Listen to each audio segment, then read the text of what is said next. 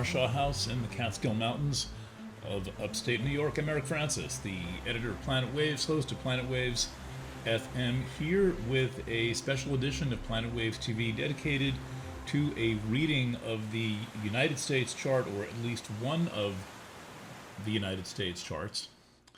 That chart is called the Sibly Chart, or USA number one, not like number one, we're number one, but the primary USA chart. It's for July 4th, 1776. The chart has Sagittarius rising. It's a symbolic chart, as are all horoscopes. I'll get back into that in a moment, and why it is I use this particular chart. But first, welcome. Thank you for joining me. And this may be a kind of an arcane topic to some, but I think that studying national horoscopes is at least part of a balanced diet of being an astrologer, and especially being a mundane astrologer. But it's the time of year where, we're celebrating this thing that we think of as American independence, and that does have a chart, and the chart is very, very active right now.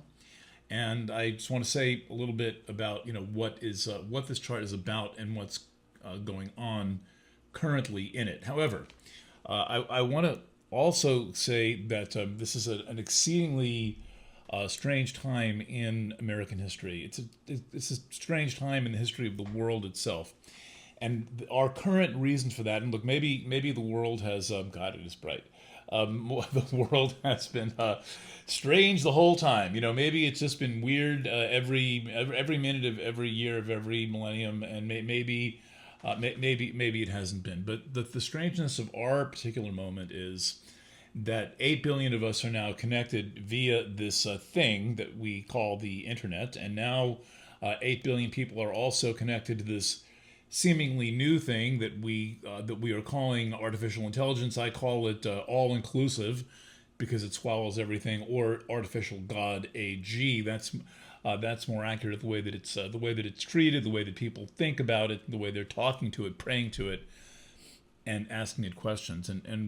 And what I'm suggesting here is that this is not about any kind of a technological advent, but rather about a complete transformation of what it is to be a person. This is a total shift in the ground of consciousness. It's not even like the ground is shaking. It's not even like it's a seismic shift. It's not like the plates are rubbing against each other.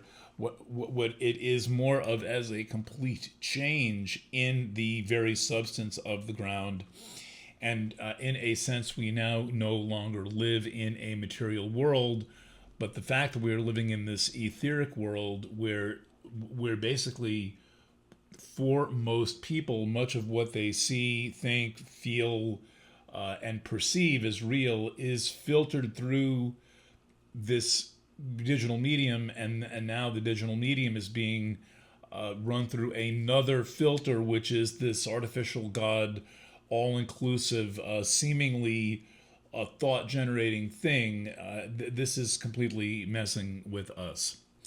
And what I've been reflecting on this week is that, okay, now it's early July, we're halfway through 2025, and what's happened? Well, do we even remember what's happened? I mean, it was not that long ago that Los Angeles was burning, and now it's like that never even happened. It was even less not that long ago that that Israel and Iran were bombing each other, and then the United States gets involved and bombs Iran. The thing feared the most of all like geopolitical analysts, and now it's as if that did not happen. What was that, 3 weeks ago now from the time that I am recording this, and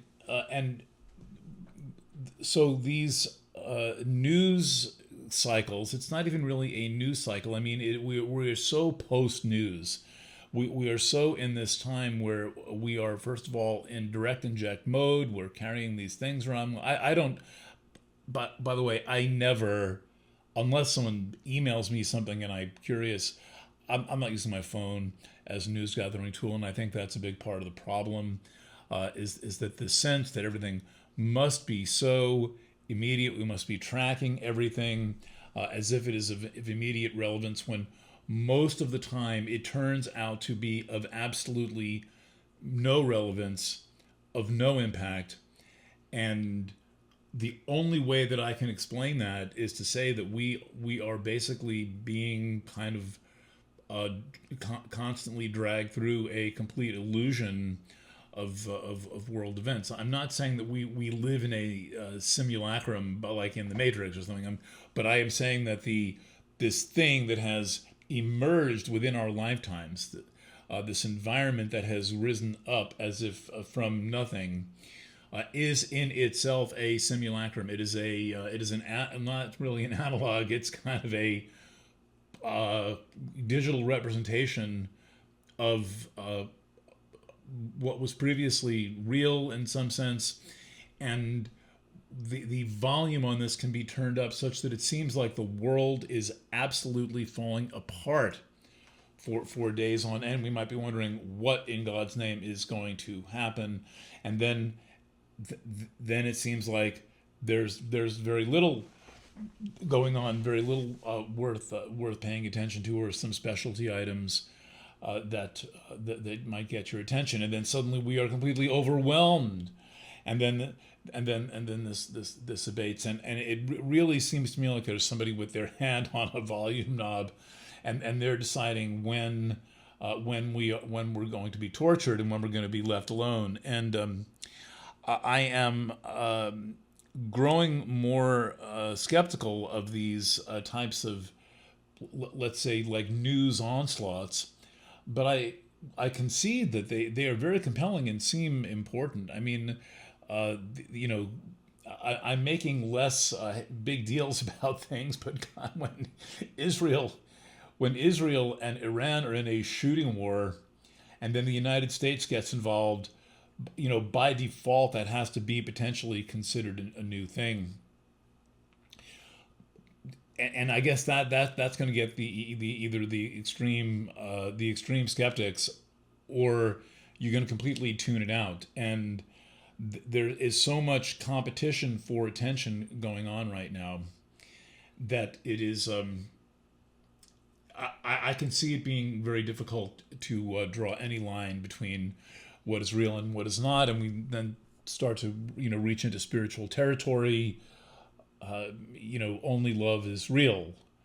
Nothing real can be threatened. Nothing unreal exists. In the words of A Course in Miracles, that is to say that only love is real. Anything that can be threatened is not real. Is not love. And yet, as someone who is a presenter, a teacher of sorts, I don't like putting out platitudes of any kind. I feel like personally, to feel like I'm actually communicating something meaningful, need to provide the details.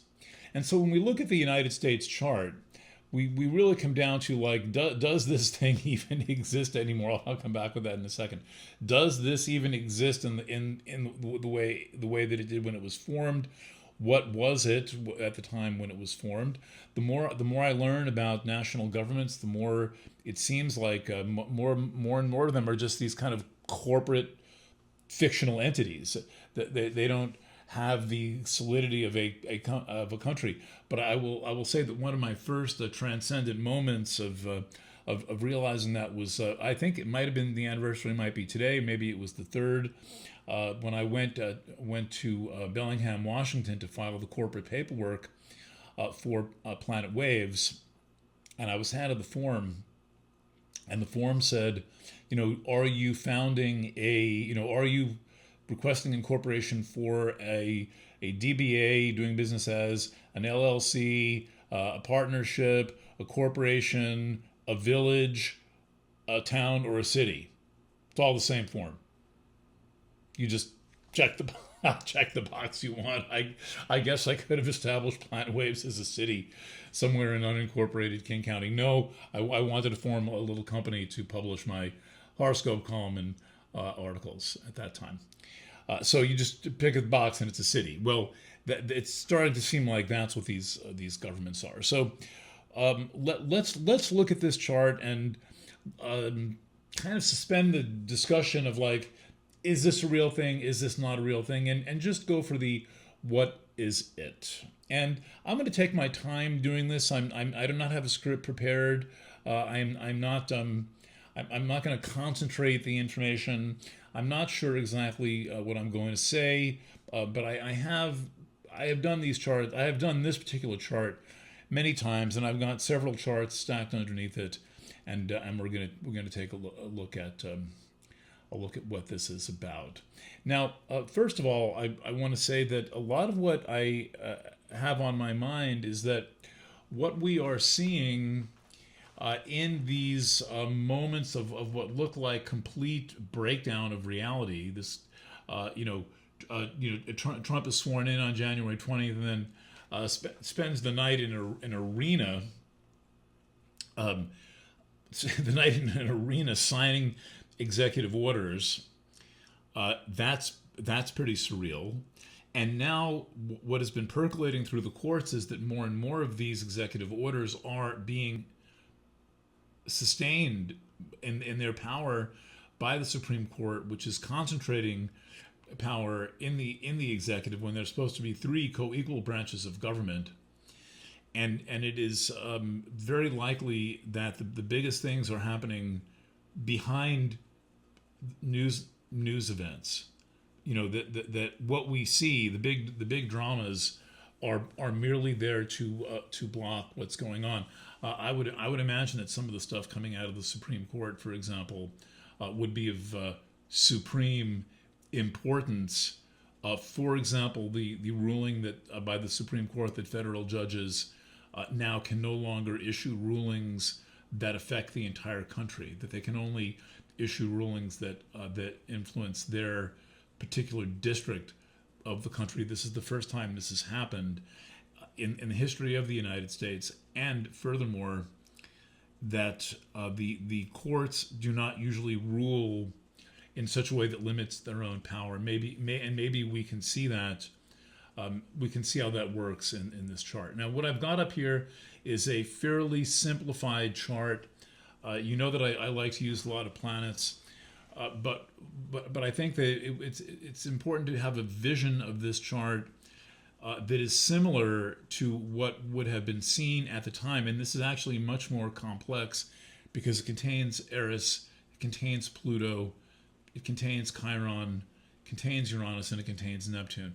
And so if we were looking at this chart as Ben Franklin would have looked at it, about half the points would be removed. They wouldn't even be there. And I'll tell you what those points are. In fact, we're going to start with them. And so first of all, we have this chart that has Sagittarius rising. And there are different versions of the July 4th chart. The most popular other version is a Virgo rising version of the chart. And the reason that I use the Sag rising chart is that to me, the United States feels like it has Sagittarius rising. It for the first 150 years of its history was a constantly expanding empire. There was a thing called the Manifest Destiny, which is very Sagittarian, which basically said we're going to go from sea to shining sea, and that was eventually done. I'm sure the colonists could not have imagined that the United States would expand 3,000 miles to the west, and people hadn't even, white people anyway, hadn't even been there. I mean, or a couple, but not really very many. Lewis and Clark. I mean, what are we talking about here? There was really no way to get there, to cross the Continental Divide, the Rocky Mountains. There was a lot in the way. There were no cars, airplanes, and choo-choo trains. But this chart is Sagittarius rising, and that is the chart of an expanding thing. Sagittarius expands. It is the chart that contains the biggest things we know of, the galactic center, and also the great attractor. And in fact, in this chart, the great attractor is rising. They didn't know that at the time. The great attractor was here approximately, I would say, at about 10 degrees of Sagittarius, and that is a massive concentration of power, of gravitational force, and that's how the United States conducts itself and how it feels, how it behaves, and what it actually seems to be, or what it was at the time of this founding moment. Okay, so one thing we go Sagittarius. Let's do this in some kind of a classical fashion. With Sag rising, you want to look at Jupiter, and what we see is that Jupiter's in Cancer, and not only that, there are only 5 classical planets plus the Sun and the Moon, and so and of the 5 classical planets plus the Sun and the Moon, 4. No, there's 6. 7 lights in the sky. 6. My very educated mother just showed. And there's the Earth and the Moon and the Sun in 1776. And of those classical planets, we have 4 of them in the sign Cancer. 4 of the known planets. That's most of them in the sign Cancer. And that's in the 8th house. Just in case you're wondering why I'm saying that, this, I count all of Cancer as the 8th house. Yes, this 8th house cusp does have a use, but I prefer to use whole sign houses. And there's a lot of reasons. I have a video on whole sign houses. But let's go, for the sake of discussion, say that these 4 planets in Cancer are in the 8th place. Well, you get 2 choices with the 8th. You either inherit a lot or you go into debt, basically. So the 8th is about exchange. The 8th is also about other people's investment. It's about other people's property, other people's values. And what we see in this 8th house is, in effect, something stolen from a lot of dead people, a lot of dead Native Americans. And so this looks like a fantastic inheritance, which you might, if you were reading this in a private individual's chart, you could easily speculate that they were going to inherit a lot of money, probably from their mother's side of the family. And the United States begins with an incredible kind of stolen inheritance. And if you ever dealt with dead people or legacies or estates, which you do quite a bit as an astrologer, there's always major shenanigans. Not always. Depends on how well the will and trusts are set up. But families often go to war when the matriarch or patriarch dies, and there's money, and it seems in most cases the money is held above the familial relationships. But in any event, we begin with this kind of bequest. This most beautiful continent, its resources, and this idea that there's going to be some kind of a shared experiment in the 8th house, and that's going to be home, that's going to be Cancer. And what we've gone from is being the wealthiest country in the world to the biggest debtor country in the world, to the point where it really does not matter to most people how big the debt is, and nobody really seems to be admitting that there's no way to ever pay it back. There's not enough capital being generated, enough cash being generated to ever pay back the known debt and whatever the hole in the books of the Fed that people talk about is. So it would seem now at this point that all of this 8th house stuff represents debt. That's what we've got. All right. Mars here, sticking nearby. Mars is in the 7th house. And this is the constant making of enemies the constant perception that everyone is an enemy. I mean, we just love having enemies in the United States as a group. When we get into the group politics, we love having enemies, and it's getting old. It's getting tired. It was not always old and tired. I mean, they really had convinced a lot of the country that there was some enemy in Vietnam. This is only, it only ends 50 years ago.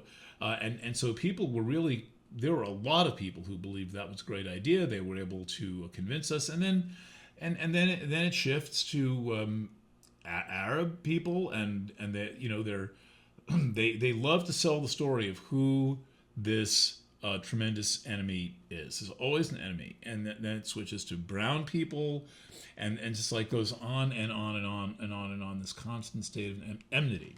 That is Mars in the 7th in Gemini, and there is an inherent contradiction with Mars and Gemini. And when Mars is in Gemini, you've got to find the contradiction. And the contradiction, I think you could look at it one way of saying that. All of us are immigrants, basically, unless you are like full-blooded Native American. You are descended from immigrants, and now immigrants are being made into a kind of an enemy. I don't actually think most people give a shit about quote unquote illegal immigrants or undocumented aliens. I think that they like to talk about stuff. They like to talk shit about stuff, but do most people really care? I mean, actually care? All right. So we're going to get into this very important Mars aspect in a second, and we can go right there as soon as how do I do this without coming off the screen? That squared to Neptune. We're going to get there. We'll get there in a second. Okay, so let's talk about the Aquarius moon of the United States. So this moon has kind of an all of us here feeling to it. There's a certain collectivism with the Aquarius moon, and the Aquarius moon is cool seeming people have it, like me and Charles Manson and John Lennon and who else? Kate Bush has an Aquarius moon. It's an interesting list of people who have the Aquarius moon. There's always something about the Aquarius moon that I find that when you find out somebody's moon is in Aquarius, you think, that's the thing. The moon's in Aquarius. Like Kate Bush, didn't surprise me one bit. Neil Young, he has his moon in Aquarius. It's just something about them, and the United States has that property. And who knows? It may be that we as a culture like Aquarius moon people, because the country was founded with the moon in Aquarius, but that's what we have, and we think of ourselves as being cool people. Cool is kind of invented in the United States, right? And there's problems with the Aquarius moon that need to be addressed. Aquarius can have a very lockstep quality. Aquarius can have a rigid thinking. It does not necessarily think for itself. And when the moon is in Aquarius, you're going to you will either find it's a little bit either or ish, that you're going to find some conformity, or you're going to find some originality. Aquarius moon people are all very quirky. Aquarius moon people they do tend to be interesting people. You want to know more about them, and if they don't have that quality, then they can be a bit boring and like everyone else. The ones we hear about obviously are not the boring ones. Okay, so that's the moon. So we've accounted for the moon, accounted for the sun, and then we've got Venus, Jupiter, the greater and the lesser benefic in the 8th house. I mean, there is a lot of inbound resources in this chart. And then we have Mercury, and Mercury is retrograde. And that's a little bit like, I'm going to do this my way. Now, we're not accounting for one last of the classical planets, and that would be Saturn. And in this chart, Saturn appears to be in the 10th house. But the reason that I have to count Virgo as the 10th house is because Saturn's relationship to the ascendant is a sextile. It's a 60-degree aspect. And that's not the 10th house. The sextile to the ascendant is the 11th house. And the masculine to masculine, Libra to Sag, that's 11th house. It's very different feeling than the 10th house. And so this, to me, describes a kind of government by populism. Now, it's really an oligarchy. You can see the oligarchy as all the like money people. And I know that, I've read enough about countries to know that every country is kind of run by the money people. But here in the United States, we hoist that flag high, and we're proud of the fact that we're run by the money people and the bankers and the 1% and the 1% of the 1%. And that all shows up here. And then there's like this kind of like we the people, government by the people, of the people, and for the people. Saturn is the government in Libra. Oh, it's another kind of cool thing. It's cool in a slightly softer way than Aquarius, and it's going to have that sense of consensus, and what's really good for the visit. But it's kind of a mirage. It's very Libran in the sense that it's there's a lot of like window dressing, and let's have this look as beautiful as we can have it look. All right, so let's add a couple of points in. So soon after the United States is founded, really within a couple of decades, 1776, I think Uranus is 1787. Like 13 years later, planet is discovered. That is Uranus, first planet ever discovered by science.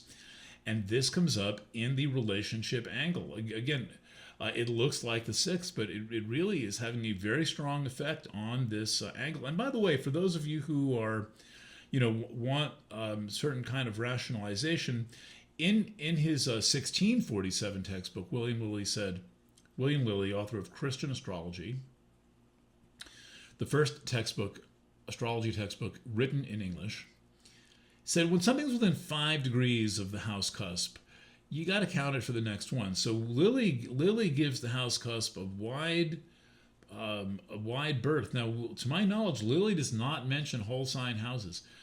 That resurfaces. It's the oldest house system. It resurfaces much later. And all horoscope writers know about it because that's what we use, because there are no houses besides whole sign houses. But in any event, this shows a pattern of unstable, rapidly changing, and extremely restless relationships. And this is somewhat inflamed right now. We've now lived through, basically 5 months and 1 week of threats and tariff wars going on. Tariff wars, so many things have happened in 2025. I've forgotten most of them. They come and go so fast, they're down the memory hole. And that in itself is very Uranian. And this Uranus now is about to come into play because the U.S. is having a Uranus return in Gemini. I will come back to that. And like I say, I'm going to take my time. This video could take an hour. So if you're interested, you'll watch it, and I'll try to keep it as interesting as I can. All right. Soon after Neptune is discovered, Uranus, asteroids start getting discovered. And an interesting asteroid, maybe 1807 or something like this, is 1804. It's in the first 6 or 7 years of the 19th century that the major 4 asteroids are discovered. And in that era, Pallas Athene, the asteroid of politics, is named. And when you put that into the chart, you see it comes up less than 1 degree away from the United States moon. And this elaborates something about the chart. And I think this is one of my favorite features of this chart. And it portrays the United States as being obsessed with politics as a kind of a hobby. It's not really about how we run the country. It's more like, what's your favorite football team? Like what jersey do you wear? You a black hat MAGA or a red hat MAGA? Like who friggin' cares? Okay, so and then the next major thing discovered is Neptune.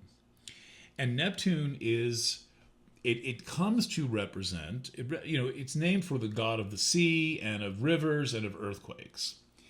And it comes to represent deception, denial, delusion, dissociation, drink, drugs, everything with a D, and a bunch of other things. But most of them, you could somehow get it into a word with a D. That's Neptune. And where we find Neptune is in the 10th place of government. And so it's in Virgo. There's all this minutia going on. Like there's all this constant obsession with small things and a lot of lying going on. A lot of lying going on about small things. A lot of cooked books going on. But this is really, I think, quite an accurate portrayal of how we govern in the United States, which is kind of government by delusion. I mean, it's perfect, and it's government by delusion with what was previously obsession with details, and the politics goes through styles. Like some of the things that were considered important when I was young, meeting a young journalist, like when Bert Lance, the Secretary of the Treasury, bounced a check, and this was scandalous. Like he bounced a personal check, and like everybody was talking about it. Like now it's like whatever, he paid a $30 fee and he can afford it. That's the kind of detail. Now we are post everything. In this world where we're being, we are the zone is being flooded, and the user is content. Now we're all just, I'm a user of the internet, I am content, and so are you. But what's so interesting is that I think that this is one of my favorite features. Sorry, I've got to lean over here in this chart. Is there you go, this square to Mars, and this is the self-inflicted. This is the kind of kamikaze feeling that this chart has. It is this self-destructive. It is prone to addiction, and it is prone to believing lies. And this is our biggest problem as a country. And look, I haven't lived outside the country in a long time. And when you're living in a foreign country, it's hard to know exactly the people's relationship to the country. I found England to be the easiest to comprehend. And, at least in that era, people still love the monarchy. And like, could there be a bigger lie than the monarchy? But there's a special self-destructive quality, I think, that the United States has. We just kind of, as a culture, we never met anything self-destructive that we didn't love.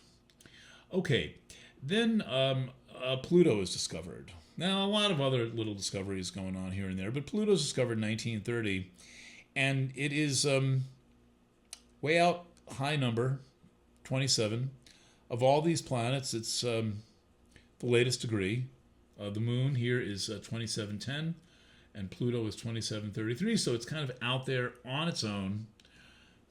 Mercury's retrograde, so it's Mercury might oppose it, and there is still we should draw that in. That opposition deserves to be there. It is loose. It will eventually come into form, but this is an opposition, but it's just such that you don't necessarily notice it because Mercury is retrograde and it's separating from Pluto,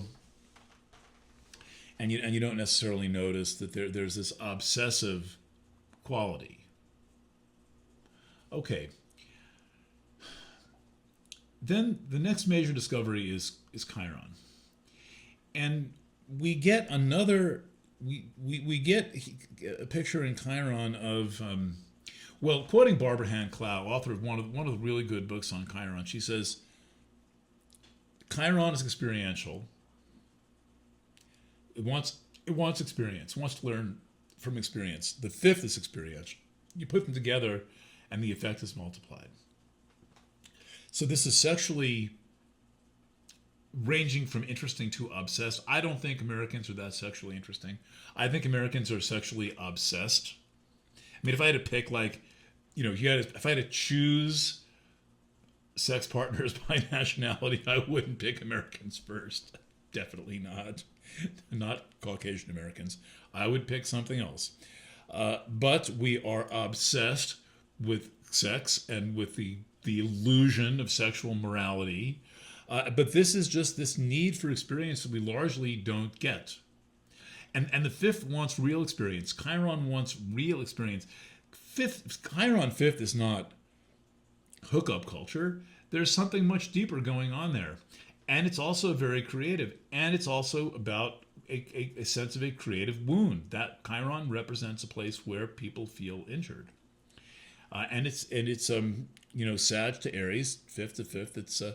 It's very fiery. And I would note that Mercury is retrograde, and it's retrograding into a square to Chiron. Mercury retrograde square Chiron is a very succinct way to say feels stupid, but may not really be stupid, but definitely feels stupid. Don't ask me. I'm just a schmo. But that's largely an illusion. There's a bit of idiot savant to Mercury square Chiron, and there's also the garden variety learns in its own way, and in the United States that either seems to be the hard way or doesn't learn at all. But the United States has Mercury retrograde square Chiron, and this is kind of, though it's a little loose, it is a kind of a T-square, and in some forms of astrology, Saturn would actually count. The numbers don't matter. For example, in Vedic astrology, that's it. It's on the cross. These are all on the cardinal cross, and so we could say that is a grand cross. Okay. So what do we know about this country? We know that it doesn't necessarily value its own intelligence. We know that it is self-destructive. We know that it seems to think it has a lot coming to it. We know that it's obsessed with politics, but not for the sake of actually running the country. The United States is obsessed with politics for the sake of itself, for the sake of entertainment. Why do people like baseball? Baseball is just interesting unless you think it's completely boring. It takes 3.5 hours to play. Baseball is interesting for its own sake. And politics is kind of a hobby in the United States. So we have this hobby of politics. Then finally, making this gesture, Eris is discovered. This is like 2003, early 21st century, early in the digital age, the very sigil of the digital age. Eris, goddess of chaos, goddess of identity chaos, discovered in Aries in about 2003-4, named in the summer. Finally, I've got to get my dates right on this, but Eris is designated a dwarf planet and named in 2006, in summer of 2006, August approximately, if I have that correct. Correct me in the comments if I don't. Anyway, Eris shows up, and we get, as these planets are discovered, we learn things. We learn, for example, that the value system of the United States, Pluto in the second, is very, very wealth-driven. That this is not necessarily wholesome. And then we get to Eris showing up in the second house too. This is complete chaos in the value system, a kind of a crumbling of even the very concept of values with Eris and Capricorn in the second house.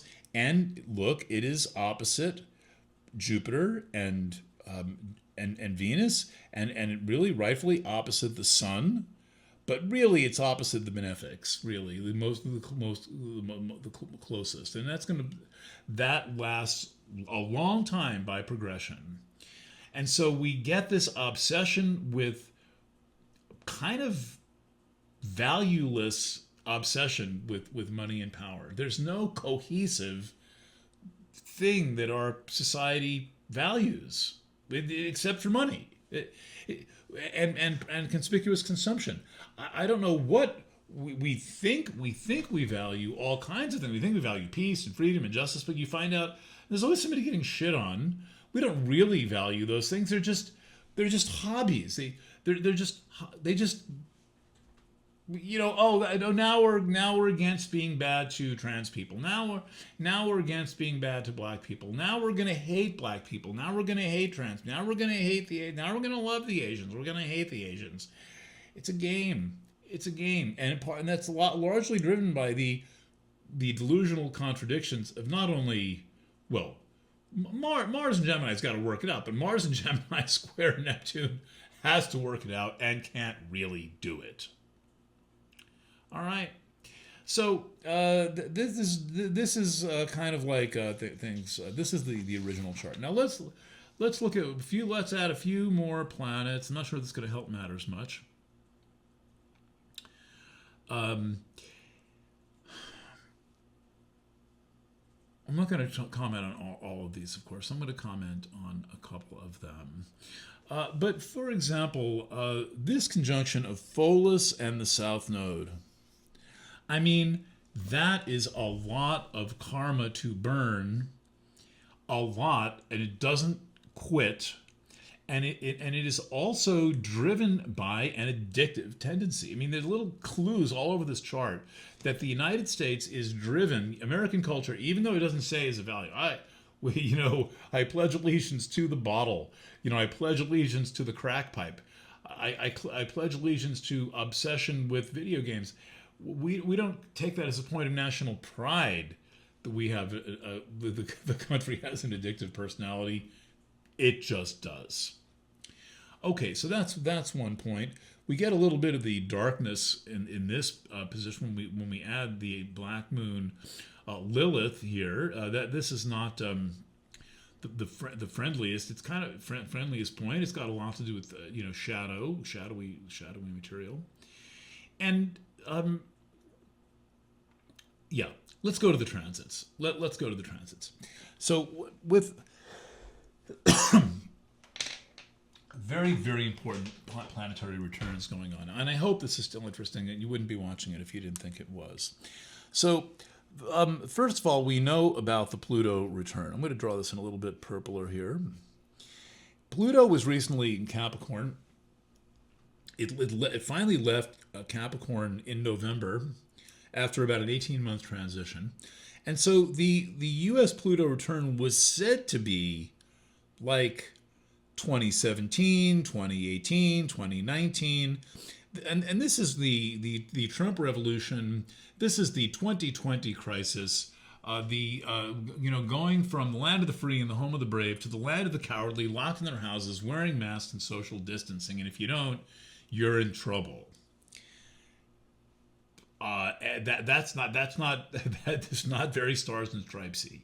And furthermore, neither was love him or hate him. The only American ideals you could say that Trump espouses, if you think he's a true American, is the obsession with power and wealth, and that's Pluto in Capricorn in the second house. So we get this Pluto return going on, and people thought the Pluto return was over. I want to come back to why it is not over. Okay, so also the Chiron Eris conjunction is happening here. That's ongoing. Nope, that's not. That's the Mars logo. Pretend I didn't do that. No. That's Eris. Okay, I hate when that happens. Then I have to.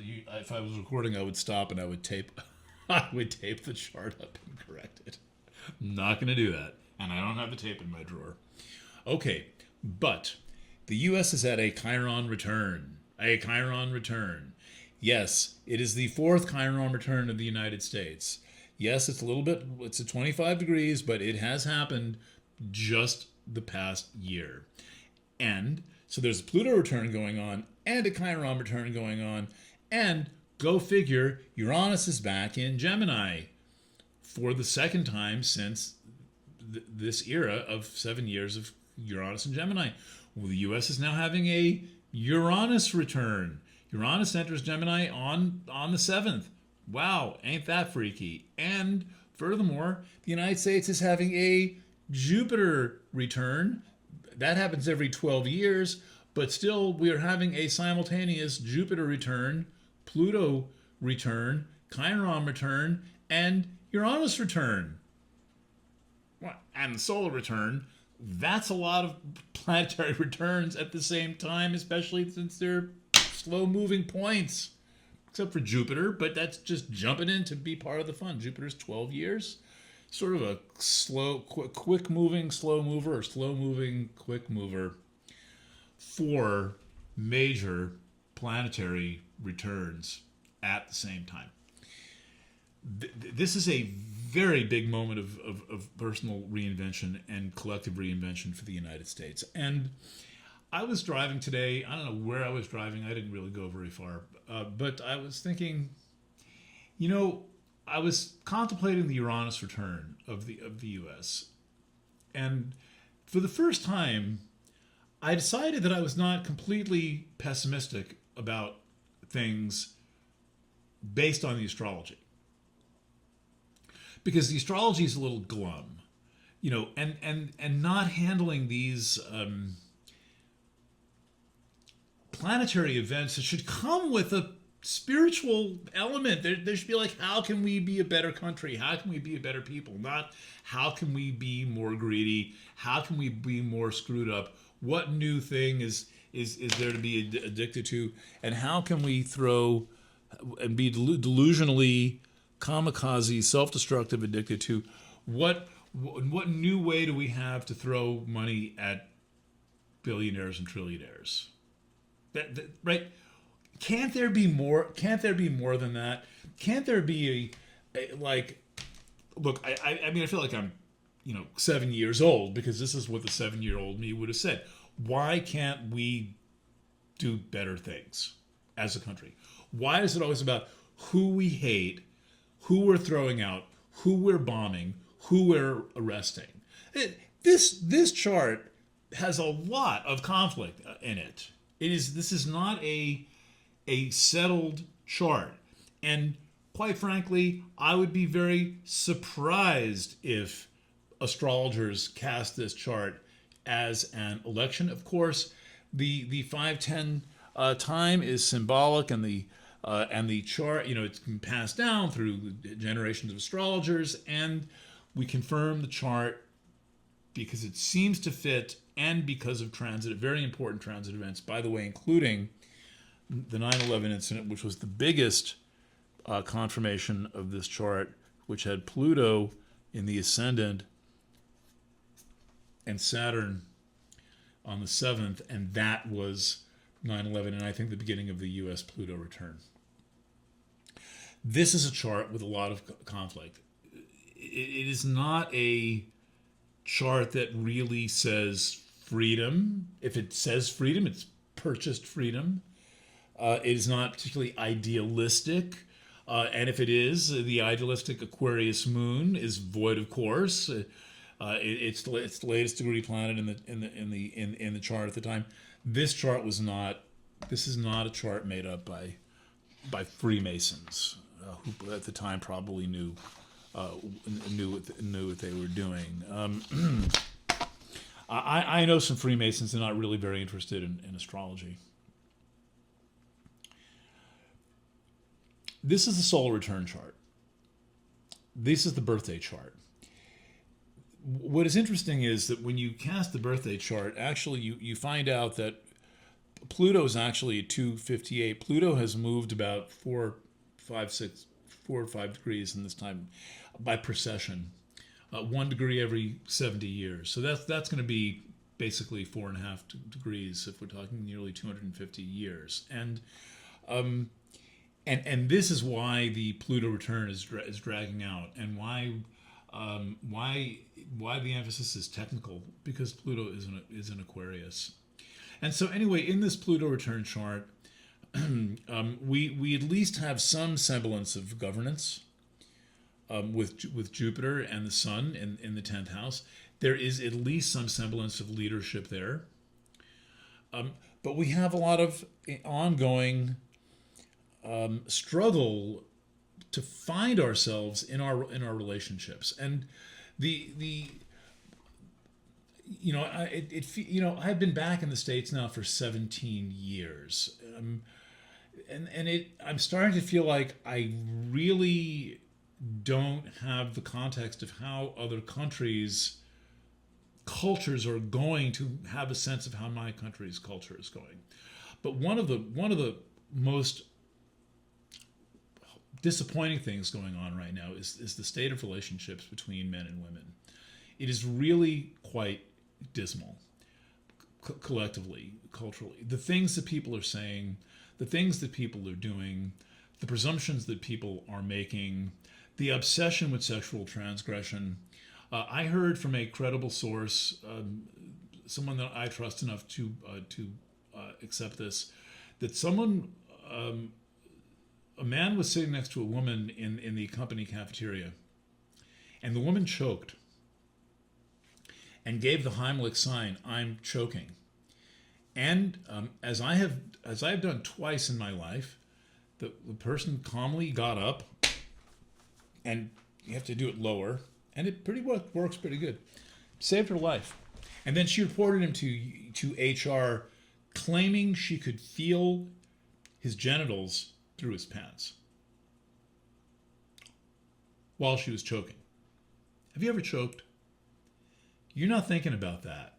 You're thinking about whether you're going to get your next breath. And he had to go through an HR investigation. That's how messed up relations are between men and women. And this is all driven digitally. That's a subject for another video. But what we see the picture of the relationships being digitally driven, and now driven by AI, by the Chiron and Eris conjunction on the 7th, the relationship house. This is the relational line, and it's also I view the 7th after long experience, and I've never read this in an astrology book, but the 7th is the world that you see when you walk around in the world. It's your relationship to existence. It's also your relationship to your partner, perhaps your wife or your husband, perhaps your enemy. 7th deals with spousal relationships, business partner relationships, and enemy relationships. But it's all being filtered, driven through AI. And we have AI meeting the entire digital environment. And this is one reason why people are so effing lost right now. And we see all this other Aries here. There is a massive, massive identity crisis going on. And it is presenting itself in relationships where people have ever less meekly vague concept of how to even talk to one another, how to meet one another. Does anyone, raise your hand if you've met your lover, boyfriend, girlfriend, husband, wife, any time in the past 15 years somewhere besides a dating app? Raise your hand. My last major girlfriend, I spotted her on Facebook. That's not a dating app. I complimented on her photography, and then we ended up getting together. And look, that's also filtered through the digital environment. And so this is warning. I think that the thing blaring out of the U.S. solar return chart, excuse me, I'm going to duck out of the frame a second, is that the entire zone of projection, the entire relationship zone is dominated by all of these seismic transmissional events in Aries. And those are all about the ground of being falling out from identity. We don't know who we are.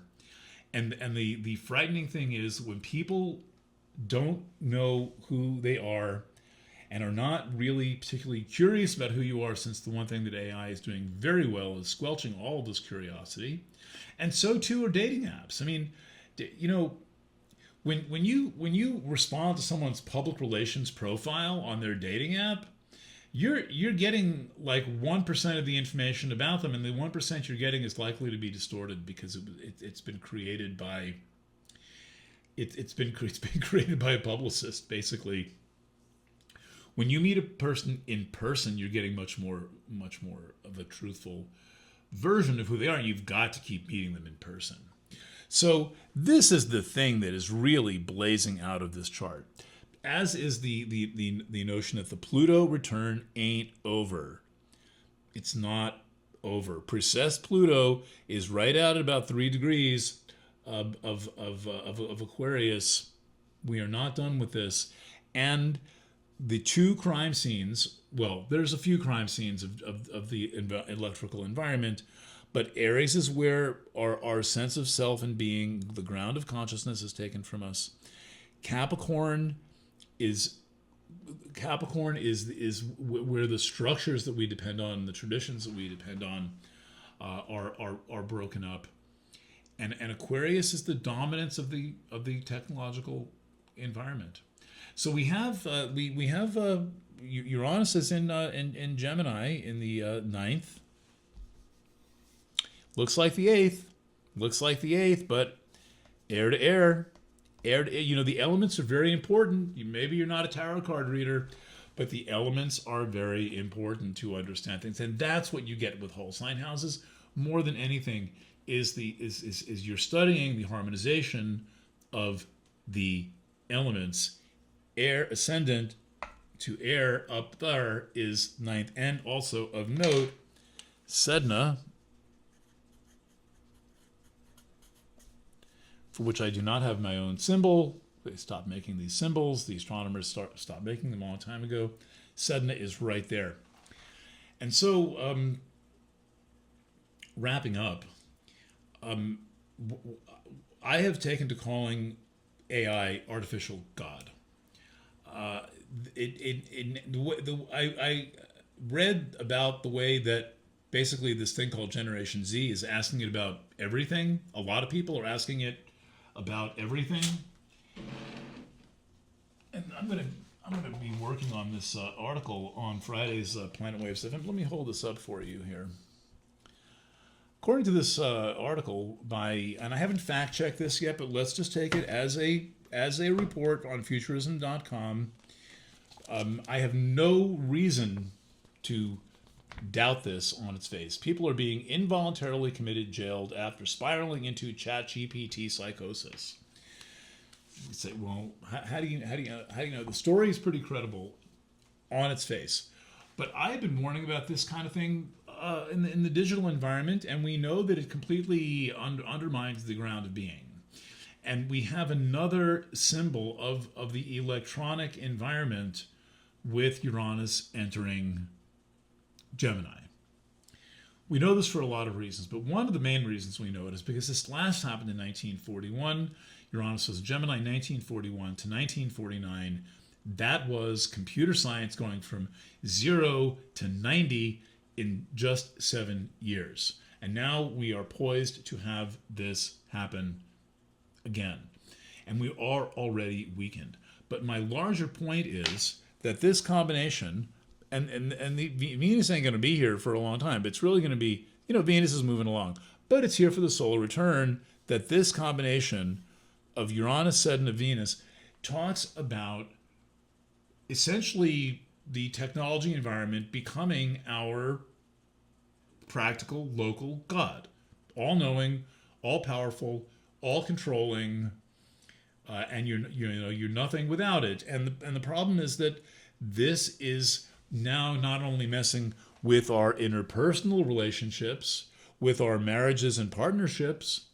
Now we have the technology environment being driven bang in like a wedge, boom, right down into the inner relationship, your relationship with your inner teacher. And so this is about being totally cut off from your spiritual source, your creativity. And you got to do something about this, and there's honestly not a lot you can do except to stay in contact with your creativity. And look, in our relationship right now, I am doing a spontaneous, new, never before done creative work, and you are watching something. And I would suggest that you take this information that I'm giving you and that you create something new that is really about your particular viewpoint. You create something that is, as best you can do it, original and relevant to you and possibly to other people. And that usually involves taking a risk on something. You know that you're being creative when you take a chance, take a risk. All right, I've done enough of that tonight. I'm going to move on.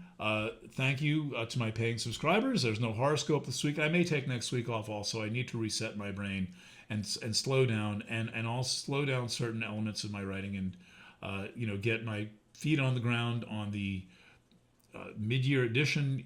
Easy Does It, which is going to contextualize all of this for us, for you as an individual. All right. Signing off from the Harshaw House. I'm recording this on Wednesday night at wrapping up at 8:52. Let me take you back into the room here and remove the illusion of this chart. I've managed to create a nice tidy set. The painting behind me is the work of an artist in New Paltz he's actually in Kingston now, named Christopher Hawkins. It was a gift to Planet Waves. Christopher, thank you. And to all of you who are my supporters and subscribers and viewers and readers and listeners to Planet Waves FM, thank you. To all who pay, make sure I can afford this nice place to be and to pay the people who help me do this work, including Eli, who's producing this video, and Dia, who watches over the bank accounts, and Allison and Elizabeth, who read all my work and make sure that it comes out right, and various other angels and friends, lovers, and supporters in the background, whose names shall not be mentioned, but you, from the gleam in my eye, you know what I'm talking about. Yo, thank you. All right, exciting, good new things happening at Planet Waves while I go through getting settled into this important new phase of my life. I have moved out of Kingston, New York. I'm now, I have not heard a single car go by the entire time I've been doing this video. Maybe one. That's 1 hour. Those of you who've listened to my videos previously know there was a kind of a motorcycle every 5 minutes going by. And so I am patching my bones and getting settled into an actual home and some new life patterns and a new piece of land to live on, and in my experience, it's been a genuinely warm community here. I'm about 40 miles or so north of where I was. All right, thank you. Have a wonderful holiday weekend, if that is indeed what you are getting. I always say I'm going to take a holiday weekend, and then if I'm creatively inspired, I just do my thing. But in any event, at least on the internet, you know where to find me. All right, once again, signing off from the Harshaw House and the Catskill Mountains of New York State. Lots of love to you, your friends, and your cats, dogs, and horses, meerkats, gerbils, and everything else. Bye for now.